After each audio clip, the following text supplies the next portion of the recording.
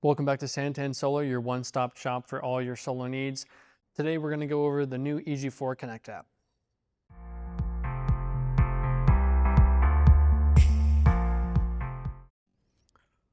Alrighty, so with what's on screen right now, I have three different apps. I have the old monitoring app, I have the new monitoring app that we'll sign into in a second, and then I have the EG4 BMS app. So if you want to know more about this video, I'm going to make another video in depth about this here soon, most likely either this month or next month. Comment down below if you want to see more on that. When it comes to the Connect app, it's a little bit different than your normal monitor app, right? Where you hit Dongle Connect and Wi-Fi Connect and go through that whole process. And you can check out that video in the description below. I'll have a link to there. Instead of going through that whole process, it's a lot easier now.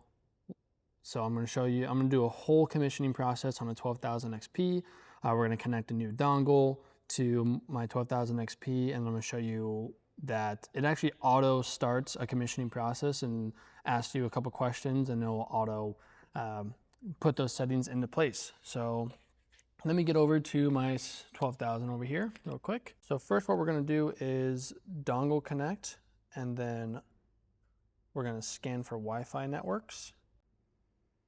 So as you can tell, it failed, which is fine, because in order to make sure that we scan for the correct Wi-Fi networks, we want to be on the correct Wi-Fi, which is going to be the DJ, your Wi-Fi dongle serial number, which is, in this case, it's my DJ 523755457. So I'm going to go back to here, scan for Wi-Fi networks, click on the Wi-Fi, and this is where you would type in your password. So I'm going to type that in real quick and just make sure you have 3 green lights on your dongle. Once you set up the Wi-Fi dongle, you're going to receive a plethora of questions to go through a small commissioning process. I'm not going to show that in this video, only because I'm going to show you how to change them when you're on this screen. So if you know what you're doing, go right ahead, click on the settings that you want. If you don't know what you're doing, click on random buttons, doesn't matter which ones, and I will show you what to change and how to change it. So first off, when you come to this is the home page that you see right here. At the bottom of the home page, you're going to see that arrow. You can bring it up, and then you're going to have your main settings. So we're going to go from the bottom to the top. So first one is firmware, which you can see I can update to the newest firmware, and you can go to your change log, which will bring you to the website to see all the different firmwares, right? So we don't need to look at that. This is how you update the firmware. Super simple. If you're going to update the firmware from your phone, or even on the computer on the browser, be sure to turn off your AC, not your air conditioning, but your AC power. So all your blue breakers and your loads panel, turn that off for your firmware update, and turn off the PV as well. Just keep the battery connected to the inverter, let it do its thing while it's updating, and then go from there. You're good to go. Moving on to the advanced settings. So as you can see, there's a couple. Of course, there's safety. These ones can be left alone for right now. You don't know. The factory set settings are good. The main one I would be messing around with is the system settings, the PV setting, and the parallel systems. Grid settings, you don't really need to. Specifically with the off-grid inverter, it's not really necessary, but with the system settings, super necessary. It lets you see the battery type, which of course we're on lithium, the battery brand, which this is a lot nicer than the website, because you can see that you want, I want to be on the Pylon or the GLS or Lux Power. Of course, all EG4 equipment is Lux Power, but we're not going to click on that one because we're using EG4. As you can see, there's a new EG4 and an EG4. I'm actually going to click on the new EG4. I don't really know what that one does actually, because that is, of course, new to this app specifically. Let's actually go out, see if I can see my SoC, because right now I only see voltage, because I'm actually having communication problems, which I'll fix later. But let's go back to advanced settings.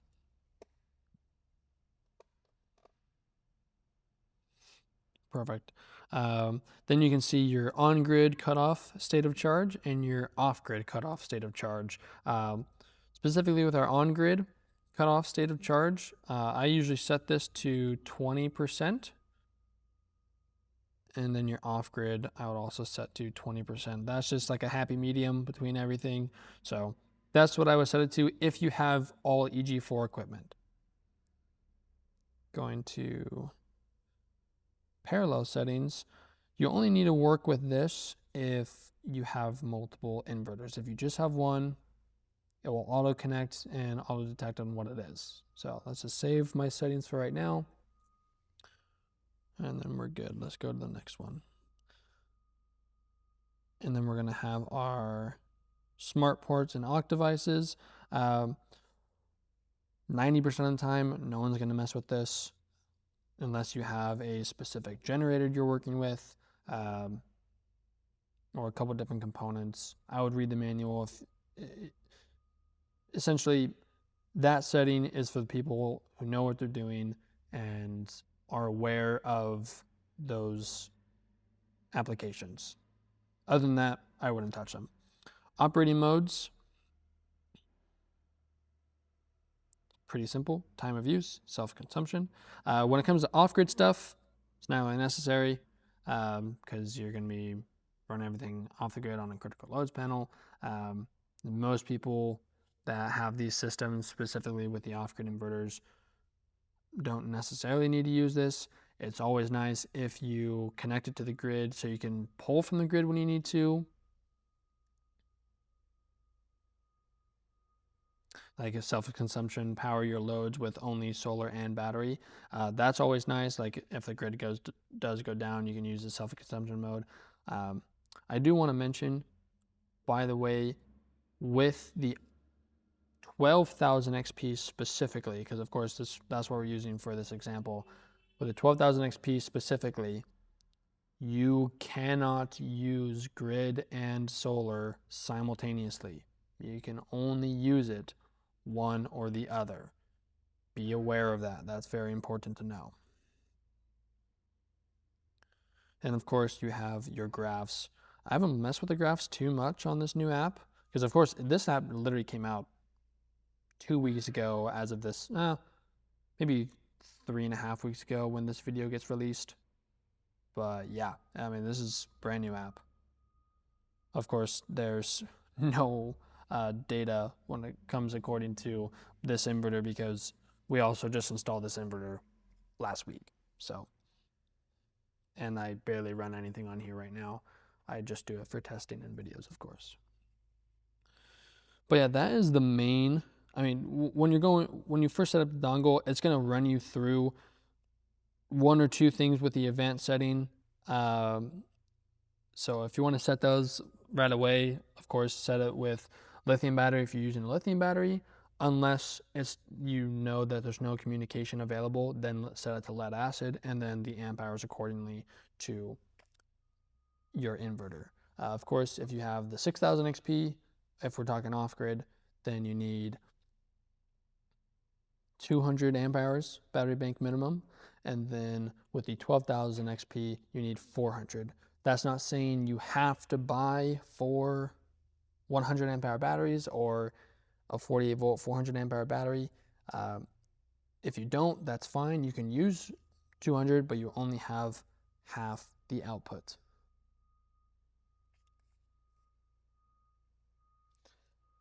Perfect. Well, if you have any other questions, be sure to like and comment down below and or call the number above to talk to one of our sales reps.